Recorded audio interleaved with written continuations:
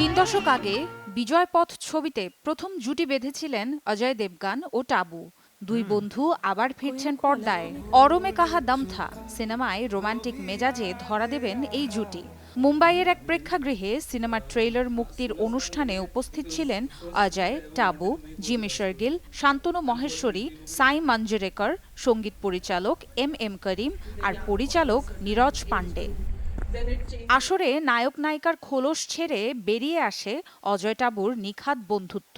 টাবুর সঙ্গে কাজ করা প্রসঙ্গে অজয় বলেন, আমরা একসঙ্গে অনেক কাজ করে ফেলেছি, তাই এখন আর কিছুই মনে হয় না।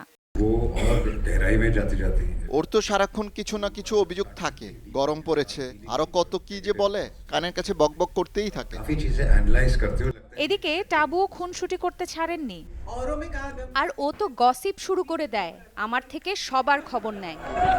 দীর্ঘদিন পর পুরোপুরি রোমান্টিক নায়ক হিসেবে পর্দায় আসতে চলেছেন অজয়। কেন বেছে নিলেন সিনেমাটি জানালেন তার কারণও। ছবির চিত্রনাট্য শুনেই আমার ভালো লেগেছিল, তবে ছবির বাণিজ্যিক দিকের কথা ভাবছিলাম। নীরজ আমাকে আশ্বস্ত করে এসব না ভাবার কথা বলেছিল।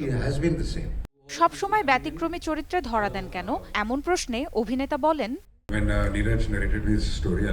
আমি এই কাজ অনেক আগে থেকেই শুরু করে দিয়েছি, তাই আমি তক্ষক রেইনকোটের মতো ছবিতে কাজ করেছি।